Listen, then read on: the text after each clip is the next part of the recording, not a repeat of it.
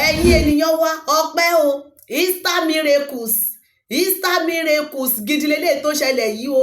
ẹ wo àwọn ènìyàn wa Yorùbá wọ́n ti jí lójú oorun, àwọn hunters àwọn ọlọ́dẹ ilẹ̀ Yorùbá wọ́n ti jí lójú oorun o pẹ̀lú ìṣẹ̀lẹ̀ tó ṣẹlẹ̀ ní ìlú Ìsàpá tó wà ní abẹ́ ìjọba ìbílẹ̀ Èkìtì ní ìpínlẹ̀ Kwara. Àwọn agbésùmọ̀mí ṣe mọ̀ pé gbogbo ọ̀sán àárọ̀ ni wọ́n ń ṣe ìkọlù ní ọjọ́ Easter ọjọ́ 5 oṣù kẹrin 2026 nígbà tó wá di ọwọ́ ìrọ̀lẹ́ ní aago 7 gẹ́rẹ́gẹ́ ni àwọn agbésùmọ̀mí ni wọ́n ya ń lọ sí ìlú Ìsàpá ní ìjọba ìbílẹ̀ Èkìtì ní ìpínlẹ̀ Kwara, ṣùgbọ́n àwọn ọlọ́dẹ wọ́n dá wọn padà ní. Àwọn ọlọ́dẹ wọ̀nyí àwọn hunter vigilante wọ́n tò sẹ́nu gbogbo ẹnu ibodè wọn ni wípé ẹ wo bí o ìhà yìí ìlú Ìsàpá náà ń pè bí kò sáyè fún yín, wọ́n rìpẹ́ẹ̀nì wọn padà ní, wọ́n resist wípé àní ẹ̀ lè wọlé sínú ìlú wa. ẹ wo ẹ̀yin ènìyàn wa wọ́n jọ da ìbọn bolẹ̀ fúnra wọn sporadically, wọ́n dà á bolẹ̀ tó jẹ́ wípé wọn ò rí ẹyọ ẹnìkan jí gbé jáde, wọn ò dẹ̀ rí ẹyọ ẹnìkan pa. Kudos to you gbogbo ẹ̀yin ọlọ́dẹ wọ̀nyí àgbẹ̀tán fún yín o. nǹkan tá à ń sọ nìyẹn wípé gbogbo inú ìlú lọ́wọ́ tá a wà yìí gbogbo ilẹ̀ Yorùbá ló yẹ kí aṣọ́gbó àwọn ọlọ́dẹ kí wọ́n wà, kí wọ́n máa dá wọn padà, kí wọ́n máa lè ráyè wọlé sínú ìlú láti rí ẹnì kankan jí gbé. tó yẹ pé báyìí ni àwọn èèyàn wa ń ṣe láti ọjọ́ ìní, wọn ò ní máa rí ìlú máa sọdá wóró o. ẹ̀yin ènìyàn wa ẹ bá wa máa kọ sọ́dà comment section. Kudos to you o ẹ̀yin ọlọ́dẹ yìí àgbẹ̀ fún yín tán, ẹ kú iṣẹ́ takuntakun.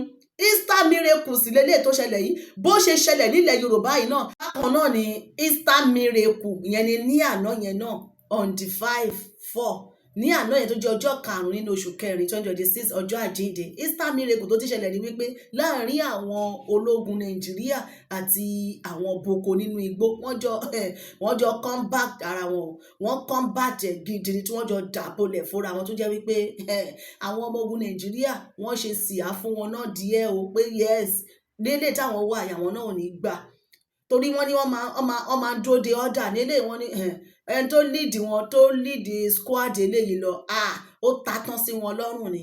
gẹ́gẹ́ bí ìròyìn ṣe fìdí ẹ̀ múlẹ̀ wípé ọmọ Àdó Àlérò wípé ọmọ ẹ̀ ọkùnrin tó wà lára wọn mú balẹ̀ o over 50 àwọn tẹ́rọ̀ ni wọ́n ní wọ́n mú balẹ̀ tí wọ́n lọ bí 50 ni wọ́n ní wọ́n mú balẹ̀. fọ́nrán ẹlẹ́lẹ́wò yẹn bí wọ́n ṣe ń gbé síra wọn wọ́n ń dàbòra wọn ní gbàgbàgbà. tó bá pẹ́ báyìí ni wọ́n ṣe ń dàbòra wọn láti ọjọ́ yìí ni àwọn kinní burúkú wọ̀nyí wọ́n ti fẹ́ẹ̀ tán o ṣùgbọ́n wọ́n á ní wọ́n dúró de order. ṣebí they are training to online life to kill to do gbogbo ẹ̀ ní iṣẹ́ ológun. kí ló wá dé táwọn kan máa sọ wípé wọ́n gbọ́dọ̀ fún wọn ní order kí wọ́n tó kọjú wọn. ẹ mọ̀ wípé ejò ti lọ́wọ́ nú. bákan náà ni another Easter miracle àní miracles ni nǹkan tó ṣẹlẹ̀ ní àná. Easter miracles míì tó ṣẹlẹ̀ ní láàrin orílẹ̀-èdè Amẹ́ríkà àti Iran. bí àwọn Iran bí wọ́n ṣe ré ọkọ̀ ogun Amẹ́ríkà bọ́ńlẹ̀ ṣùgbọ́n àwọn tó wá jẹ́ navigator wọn yẹn ni F-15E navigator àwọn méjì ni bí wọ́n ṣe ré ọkọ̀ ogun wọn bọ́ńlẹ̀ yẹn àwọn méjèèjì tí wọ́n balẹ̀ báyìí ni wọ́n dẹ̀ ni wọ́n inject ara wọn jáde. ṣùgbọ́n gbà tí wọ́n wá inject ara wọn jáde yẹn ní Iran wa sọ wípé ní territory àwọn nínú ìlú àwọn máa wá wọn kọ̀ wípé life làwọn fẹ́ mú wọn. ẹ̀yin ènìyàn wa ìròyìn tó jáde bí ìròyìn ṣe fìdí ẹ̀ múlẹ̀ àti bí Trump bó ṣe gbé jáde nìyẹn wípé Easter miracle. àwọn ọmọ ogun Amẹ́ríkà méjì kan ni àwọn ni wọ́n wà nínú Iran for 48 hours. kí ló sì fà á? látàrí bí àwọn Iran bí wọ́n ṣe já ọkọ̀ ogun Amẹ́ríkà tí wọ́n já bọ́lẹ̀ tó yẹ pé ẹni tó jẹ́ navigator wọn yẹn ó inject ara ẹ̀ jáde yẹn ni F-15E ó inject ara ẹ̀ jáde. ṣùgbọ́n bó ṣe wá inject ara ẹ̀ jáde yẹn àwọn Iran regime ni wọ́n wá sọ wípé ẹni tó bá rí o wípé kó mú wá láàyè àwọn á fún ẹnìyẹn ní $50 million àti ará ìlú àti àwọn ọmọ ogun Iran gbogbo wọn ya wọnú igbó wọ́n bẹ̀rẹ̀ sí ń wá àwọn awakọ̀ ọkọ̀ òfurufú tógun ti Amẹ́ríkà tí wọ́n já bọ́lẹ̀ yìí. ṣùgbọ́n Easter miracle tó wá ṣẹlẹ̀ ni wípé Amẹ́ríkà wọ́n lọ rescue life jáde láti inú Iran. wọ́n ti kọ́kọ́ rescue ẹnìkan láti ìjẹta ìgbà tó máa di àná ni wọ́n rescue ẹnìkejì tó jẹ́ wípé àwọn Iran wọ́n kóra wọn jáde àwọn citizen wọn wípé kò sáàyè kí rẹ́jíìmù àwọn yìí kí wọ́n rí navigator Amẹ́ríkà kí wọ́n rí mú. Àwọn Iranian ní àwọn ò ní gbà kí wọ́n rí mú. Torí pé tán bá ti lè rí mú ẹ̀yin ènìyàn wa ẹ mọ̀ nǹkan tó máa ṣẹlẹ̀. Àwọn Iran wọ́n ṣáà ń wá, Israel náà wọ́n ń wá, Amẹ́ríkà náà wọ́n ń wá. Ṣùgbọ́n nǹkan tó wá ṣẹlẹ̀ ni wípé Easter miracle tó wá ṣẹlẹ̀ ni wípé ní àná tó jẹ́ on the 5/4/2026 ni wọ́n rescue ẹ̀ jáde nínú Iran níbẹ̀ o 48 hours ní territory Iran nínú Iran lójú ogun. Amẹ́ríkà dẹ̀ lọ rescue ológun wọn jáde. Wọ́n lọ rescue ẹni tó jẹ́ pilot navigator, wọ́n lọ rescue ẹ̀ jáde látàrí bí wọ́n ṣe kọlu ọkọ̀ ogun òfurufú yẹn tí wọ́n gbé jábọ́lẹ̀ tó jẹ́ pé ẹni tó wà ó eject rẹ̀ jáde ni. Bó ṣe wá eject rẹ̀ jáde ibi tó bà sí gbogbo ibẹ̀ wọ́n ń wá. Àwọn Amẹ́ríkà bó ṣe ń sọ ọ̀sán di òru nínú Iran ni wọ́n ń sọ òru di ọ̀sán ni wọ́n ń da gbogbo ẹ̀rú fúnra wọn níbẹ̀. Ṣùgbọ́n wọ́n rí dájú wípé àwọn rí rescue jáde live wọ́n lè fi mọ̀ wípé Amẹ́ríkà agbe fún yín tán kí wọ́n ṣàbáwá wá ní ojú ti Nàìjíríà yìí náà bẹ́ẹ̀. Wọ́n gbìyànjú o lójú ogun wọ́n ti create military base tí wọ́n create yẹn kò ń ṣe permanent o for temporarily ní inú nǹkan tó ṣẹlẹ̀ yẹn nínú scene yẹn for that period of time. Nínú ẹ̀yẹn náà ni wọ́n create military base tó jẹ́ pé àwọn ológun wọn wà ńbẹ̀, àwọn méjì náà tí wọ́n wà ńbẹ̀ wọ́n bẹ̀rẹ̀ sí ń wá. Kò rọrùn o, wọ́n gbìyànjú. Ìyẹn ni Trump fi wá gbé ìròyìn síta wípé Easter miracle, wípé miracle gidi táwọn perform wípé kò kéré o, tí àwọn dẹ̀ gbé citizen àwọn jáde wípé rárá ọwọ́ Iran ò gbọ́dọ̀ bá wọn. Breaking news overnight. In an extraordinary turn of events, the United States has rescued the second crew member who was in the U.S. F-15 fighter jet shot down over Iran Friday. President Trump texting me directly this morning, the rescue was an Easter miracle. The enemy was large and violent. The rescuers were brilliant, strong, decisive, and as cool as anyone can be. The Iranians thought they had him, but it wasn't even close. And remember, we got two, but couldn't talk about the first in that it would have highlighted that there was a second. Such a rescue has never happened before in so violent an enemy territory. It is usually not done because it is considered not doable. Such a great military like no other. Adding on Truth Social, open the effing straight, you crazy bastards, or you'll be living in hell.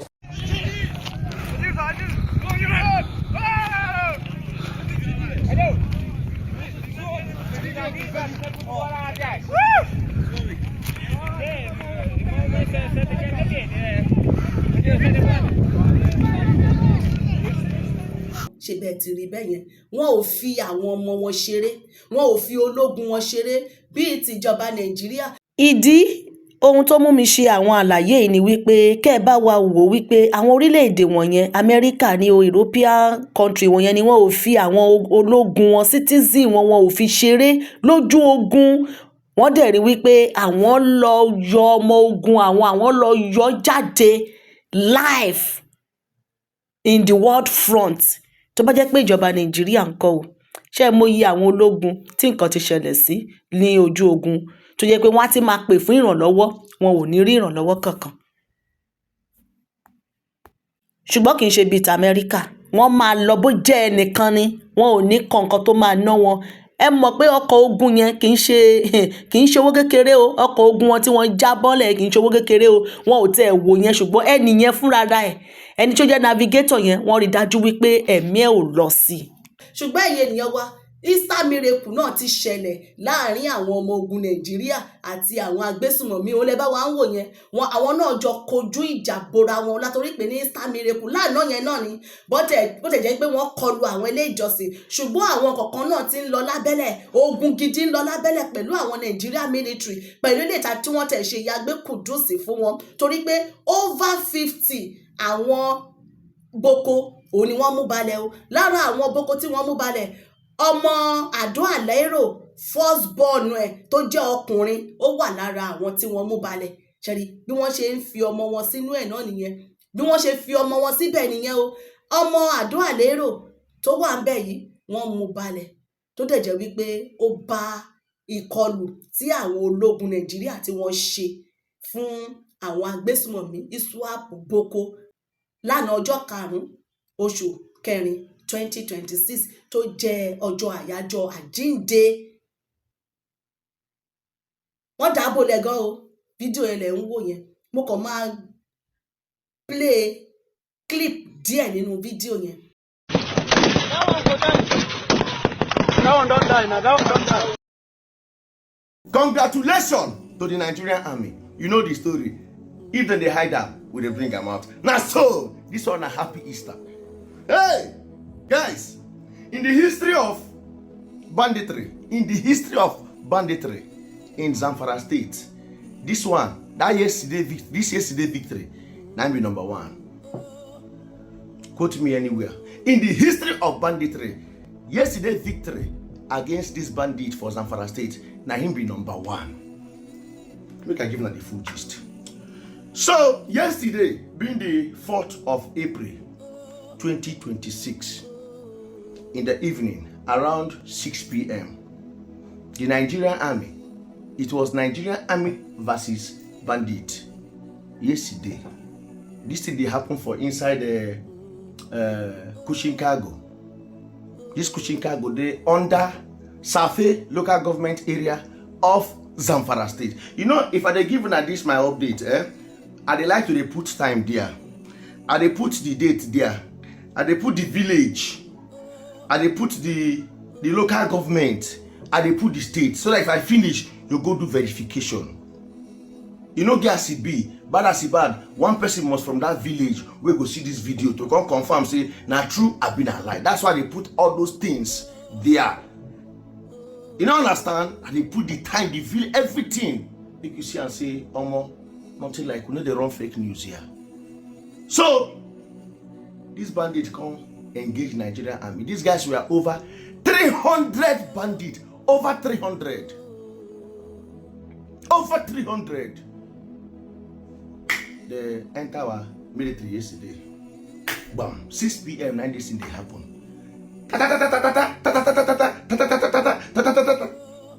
This thing lasted for like 5 hours. The Nigerian army versus bandit. 5 hours. And they exchange gunfire. As God may have it. Because victory is gonna be us. Gonna be us. You know the story, guys. Nigerian army wired them. 50. See, more than 50 of these guys went down. More than 50, including this one here. Including this Alero. This guy here is the son of, I'm not going to call him the most wanted bandit leader. No, because we don't see them with, we don't see him sometimes with Nigerian army. So they're not looking for him. But he's the most dangerous, bandit leader. Ado Alero. This is his son. 9 Pikin be this. He was brought down yesterday. You see why I say, thank congratulations to the Nigerian army. It's not easy. Brother, it's not easy. Take it or leave it. These guys do good. We appreciate them. They give them the morale to do more. Are they surprised when somebody come to my DM? They tell me, say, go report my page. I say, why? He say, why are they congratulating Nigerian army? The person there for Germany. He stays in Germany. He say, you report my page. Why am I congratulating Nigerian army? So, for you, you don't want to hear victory at all. You just want to hear bad news about the Nigerian military. You just want to be seeing the Nigerian military go down. Forgetting the fact that these people that are going down are Nigerians. They are Nigerians. They are Nigerians. They got father, they got mother, they got brother, they got sisters. They are Nigerians. So you want to see them going down. That is why you say, I should not celebrate their victory. So anytime where they lose, anytime where they buy Nigerian army, make I bring them for you. Now they sweet you. I had to just do what? Block that one and tell him to forsake. He should go to hell and burn to ashes. Nigerians, this victory, they sweet me. You know why? We don't too suffer.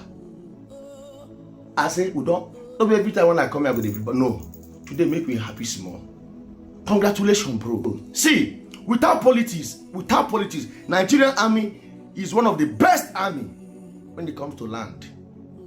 Take it or leave it. Without politics, Nigerian army are one of the best army when it comes to land. Now politics make this thing we know corruption in the high chamber. They go tell you no shoot, don't shoot, no shoot, catch them, reintegrate them. Forgetting the fact that this way reintegrate, they go still go join banditry. Not be yesterday, now one of the repentant bandit on a live one CJTF. Yesterday too, a repentant bandit unalived a CJTF, Civilian Joint Task Force, been going on in this country called Nigeria. So it is now going to that point where, as a Christian, as a Muslim, you are going to mosque, you are going to the church, you have something, just hold something to protect yourself with, because nobody give any F about you right now. You don't get, this country is still existing because of social media. If they remove social media, Nigeria is gone. We will tell you, we know everything that is going on in this country. We know, in times of insecurity, we know what they are doing. They are playing. See, it is business. They are using us for business, cashing out, and we are losing our lives, losing our soldiers, policemen. Reintegrate. Where that one they happen? The ones you are integrating, they are still going back to banditry. They will not tell you, but I can tell you. The ones that they say that repentant Boko Haram, that they have repented and they reintegrated them, they went back to banditry again. Ẹyẹ nìyẹn wá bí àwọn hunter ìyẹn ni àwọn ọlọ́dẹ ìlú Ìsàpá níjọba ìbílẹ̀ Èkìtì community bí wọ́n ṣe rìpẹ́ẹ̀lì wọn. Wọ́n dá wọn padà gidi ni o. Gbà tí mo rí ìròyìn yẹn mo ní mo gbọ́dọ̀ gbé wá fi hàn gbogbo ọmọ Yorùbá láti lè fi jí àwọn èèyàn wa lójú oorun, láti lè fi pe àkíyèsí gbogbo ìlú kọ̀ọ̀kan wípé nǹkan tá a fẹ́, nǹkan tí a nílò lọ́wọ́lọ́wọ́ báyìí nìyẹn. Ọjọ́ mélòó la fẹ́ pariwo ẹgbàá dà? A ní àwa fúnra wa la máa gbára wa. Òun nìkan tó ń ṣẹlẹ̀ ní Ìsàpá community ní ìjọba ìbílẹ̀ Èkìtì ní ìpínlẹ̀ Kwara lọ́wọ́lọ́wọ́ báyìí o. Wọ́n jí gidi ni o. Wọ́n dìde, wọ́n dì hámọ́ra gbọ̀ gidi wípé kò sí nǹkan tó fẹ́ ṣẹlẹ̀. Àwọn gan máa dúró tán, àwọn máa tátọ́ sí yín lọ́rùn wípé tẹ́ ẹ bá gbé wá ní kékeré àwọn máa gbé pàdé yín ni. Bẹ́ẹ̀ bá gbé wá lẹ́yọ̀kan àwọn máa fi 5 pàdé yín. Àwọn ọlọ́dẹ yẹn wọ́n gbójú gidi. Ọlọ́run ọlọ́jọ́ òní abáwa wà pẹ̀lú yín o. Abáwa dúró tì yín o. Elédùmarè á ró yín lágbára o. Wọn ò ní rẹ́ni kankan mú, wọn ò ní sọ ìlú Ìsàpá dahoro o. Àwọn kan tó yẹ ká máa ṣe báyìí nìyẹn. Ṣe bí ìdí tá a fi ń pe lọ́balọ́ba, tá à ń pe lóyè ni wípé ẹ jẹ́ kí ìran Yorùbá ká pèsè ètò ààbò fúnra ara wa, wípé àwa la lè dáàbò bo ara wa. Kò ní ẹni ológun kan tó fẹ́ kó wá àbí wọ́n deploy battalion soldier. Àwọn Boko repentant náà ni wọ́n ń kó kiri. Àwọn náà ni ẹ wo òun ló ṣẹlẹ̀ yẹn. Ẹ̀yin èèyàn wa jẹ́ ká ka ìròyìn yẹn sí wa létí lóní ṣókí. Kẹ̀jẹ́ kí a wo nǹkan tí àwọn hunter tí wọ́n ṣe ní ìlú Ìsàpá fún àwọn agbésùnmọ̀mí ní nǹkan bí dédé agogo 7 ìrọ̀lẹ́ àná tó jẹ́ ọjọ́ Àjíǹde. Bandits storm Ìsàpá community in Kwara. Hunters repel attack after sporadic gunfire. Source in the community told Sahara Reporter that the attack occurred around 7 p.m. on Sunday when the armed men stormed the community. Residents of Ìsàpá community in Ekiti local government area of Kwara State were thrown into panic on Sunday evening after suspected bandits reportedly invaded the area, firing sporadically before local hunters confronted and repelled them. A local source told Sahara Reporter that the suspected bandits attempted to carry out a kidnapping operation but were resisted by hunters in the community. They invaded Ìsàpá on Sunday night, but we thank God they were unable to kidnap or kill anyone, the source told Sahara Reporter. The hunters in the community quickly mobilized and confronted the bandits. Ẹ̀yin ènìyàn wa ṣé ẹ ti bá wa rí bí wọ́n ṣe kọjú wọn tí wọ́n dá wọn padà tí wọ́n dá ìbọn bolẹ̀ fún wọn nílùú Ìsàpá community níjọba ìbílẹ̀ Èkìtì. ìjọba ìbílẹ̀ Èkìtì yẹn ibẹ̀ náà ni ìlú eruku wà o ìjọba ìbílẹ̀ Èkìtì ní ìpínlẹ̀ Kwara náà ni àwọn nǹkan tá a fẹ́ ká máa ṣe lọ́wọ́lọ́wọ́ báyìí nìyẹn a lè kọ́wọ́ gbéra ká máa ṣe ẹgbà wá a ní a máa gbàrà wa ẹ jẹ́ ká jí lójú oorun wa gbogbo ìlú kọ̀ọ̀kan ló gbọ́dọ̀ ní aṣọ́gbó ló gbọ́dọ̀ ní ọlọ́dẹ òun la fi ń sọ wípé ọjọ́ òun náà fẹ́ gbé ètò ààbò ńlẹ̀ ṣùgbọ́n àwọn ìlú yìí wọn ò retí o wípé ààrẹ Tinubu ní kó wá gbé ètò ààbò ńlẹ̀ o ààrẹ Tinubu là ń dúró dé o wọn ò dúró dé anybody báyìí o níbi tá a bá dé yìí ṣé tá a bá defend ara wa tàbí tá a bá lé wọn padà fúnra wa ṣé wọn wá mú wa ní òun ló ṣẹlẹ̀ yẹn ẹnìkan ò ní dúró dé ẹnìkan o àwa ìlú ni wọ́n ń yàwọ̀ ṣé àwọn sínétọ̀ àbí rẹ́ẹ̀pù tó wà lábújá ṣé wọ́n lọ yàbò wọ́n àwa lẹ́yìn wọ́n ń kojú àwa lẹ́làdẹ̀ gbọ́dọ̀ dìde káwá wọ̀rọ̀ kan fi ṣàdá gbogbo ọ̀nà tá a bá lè lò láti dáàbò bo ilẹ̀ wa bóyá a yan ilẹ̀ fún wọn ni o bóyá wọn á lo ti dìgbàlódé ni o àbí wọn á lo lókálẹ̀ ni o anything tá a bá lè lò láti gbára wa òun lẹ́ni tí wọ́n ti lò nílùú Ìṣàpá yẹn o àwa lo fọ́nrán yìí ni o láti fi pe àkíyèsí gbogbo àwọn ìlú kọ̀ọ̀kan náà sí wípé ẹ wò ó nílé máa kọ́wọ́ gbéra máa ṣe ẹgbà wá o àwa náà gbọ́dọ̀ gbára wa o ẹ̀yin èèyàn wa bákan náà ni oríṣiríṣi ló ń ṣẹlẹ̀ o àwọn ológun sójà ní Plateau àwọn àgbẹ̀ àwọn fámà wọ́n ní wọ́n fọ́ọ̀sì wọn láti máa san owó òkú màálù to pay for dead cows bóyá látàrí bí àwọn àgbẹ̀ yẹn bí àwọn yan inú oko wọ́n da màálù wọbẹ̀ màálù wá kú síbẹ̀ wọ́n wá ní àwọn ológun kan wá yẹn ní àwọn soldiers wọ́n ní wọ́n wá láti fọ́ọ̀sì àwọn àgbẹ̀ to pay for dead cows in Plateau kí ló ṣẹlẹ̀ látàrí ìkọlù tí wọ́n ń ṣe sí àwọn àgbẹ̀ àti gbogbo ìletò tó jẹ́ ti Kristẹni ní Plateau. now arákùnrin tẹ́ wá ń wò yìí wọ́n wá ṣe ìkọlù sí Plateau òun ló wá ń sọ yẹn ẹ̀rí àwọn tí wọ́n da ewé bo yẹn èèyàn ló wà lábẹ́ ewé yẹn tí wọ́n pa ó wá béèrè lọ́wọ́ ìjọba Nàìjíríà wípé òkè àwọn èèyàn tí wọ́n wá pa yìí o who is going to pay for these unalive people àwọn tí wọ́n pa yìí àwọn wo ló fẹ́ wá pay wọn o ta ló fẹ́ san owó wọn nígbà tí àwọn bá ti ń san owó màálù tó kú so ìyẹn túmọ̀ sí wípé cow as citizen àbí wà tí wọ́n sọ nígbà pé cow as citizen ara àwọn àpẹẹrẹ ẹ̀ lélẹ́yìí ẹ jẹ́ kí a gbọ́ ọ̀rọ̀ látẹnu arákùnrin. These Fulani people have been living in this land and they have not taken even single permission from the community. We have not given them chance, we have not given them any space for them to live in our own land. And us, the real owners of the land, we cannot longer go there to even take our own farm. Our women cannot even go there. Us, the young people, to even go there to even search for what is going to help us, we cannot even get there because they have surrounded us. In fact, whenever we are even going there, if we are not many, definitely will experience this kind of incident. Like last 2 months, the same incident happened that 2 of my youth again died. And I have continued to plead with these youth that are here to even remain calm. I have continued to plead with them to remain calm. The same place that they killed 2 people that are around that Tahe is the same place that the death of a cow was found last 2 weeks, where we were even called for a security meeting for a report. And they detained us that we must provide the people that listen. But where are the people that are listening? And we know that these Fulani people, based on the people that escaped, is Fulani, they shot Fulani people that were even running after this thing.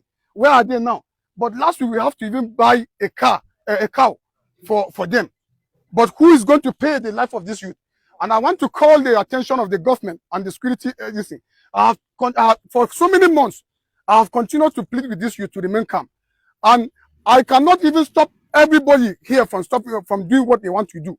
And then nobody should come and hold me responsible or hold any committee leader responsible of whatever is going to happen. So we are calling them. If they are not going to guarantee our safety, our security here, we will definitely allow the youth to even take their own step, whatever they want to even do. So I'm saying this from today. From today, I will not continue to even speak with the journalists. I will not continue to even talk with people like this. But if the security cannot, imagine since yesterday night that this incident happened, I have not seen, I have tried, I have called the sector, I have called the DSS, I have called the police people. If not only the police people, the B division that went to take the other person to the hospital, but nobody have even come here. No government officials have come here. So I'm still pleading with the governor of Plateau State, even with the president of Nigeria, to come to our own aid. Or if not, we cannot tell the people what they are going to do. We will be left, in fact, we are going to allow them to do whatever thing they want to do. And no community leader should be held responsible. ṣé bá wa gbọ́ bẹ́ẹ̀ yẹn ṣe rí i pé Yorùbá jí máa sùn ni lára ọ̀rọ̀ tí brọ́dà wa ta play lẹ́kọ̀ọ́ tí wọ́n bá wa ṣàlàyé nǹkan tó ṣẹlẹ̀ láàrin àwọn ológun àti àwọn agbésùmọ̀mí bíi tí wọ́n ti pa ọmọ Àdó Àlérò wọ́n sọ nǹkan kan ní tẹ́ bá wa ṣàkíyèsí wípé location 9 o social media nìkan ló fi exist o pé kò sí nǹkan tó ń jẹ́ bẹ́ẹ̀ mọ́ kò exist mọ́ lẹ́yìn wá ti lè yọ social media kúrò ó ti tán social media yẹn gan wọ́n wá gbogbo ọ̀nà láti parẹ́ wọ́n wá gbogbo ọ̀nà láti pa àwọn èèyàn lẹ́nu mọ́ ara ẹ̀ náà fi jòkó ti ìkànnì tí wọ́n fi ń rìpọ́ọ̀tù ìkànnì ẹ̀yin ènìyàn wa ẹ bá wa subscribe sórí YouTube channel yìí Àṣàkẹ́ TV show ẹ bá wa subscribe ẹ bá wa máa pín ètò wa àwọn ètò tá à ń ṣe láti fi máa jí àwọn èèyàn wa lójú oorun wípé sẹ́ àníká gbàrà wa àníká dìde ńlẹ̀ àníká jí lójú oorun ẹ máa bá wa pín ẹ bá wa tẹ love ẹ bá wa tẹ like ẹ tẹ share button ẹ tẹ notification bell yẹn tá a fi máa fún wa ní notification a máa notify wa wípé Àṣàkẹ́ ti ju ètò síta o ẹ bá wa gbìyànjú láti máa pín ètò wa ẹ subscribe sórí YouTube channel wa ẹyẹ ènìyàn wa pẹ̀lú àwọn fọ́nrán tẹ bá wa rí jẹ́ ká rí èròǹgbà yín ní abẹ́ rẹ̀ ní abẹ́ ọ̀rọ̀ àríwísí wípé Yorùbá jí máa sùn èmi náà lọmọ yín ọ̀rẹ́ yín olólùfẹ́ yín àbúrò yín Àṣàkẹ́ TV show Odùduwà gbé wa láṣẹ ìdùnnú.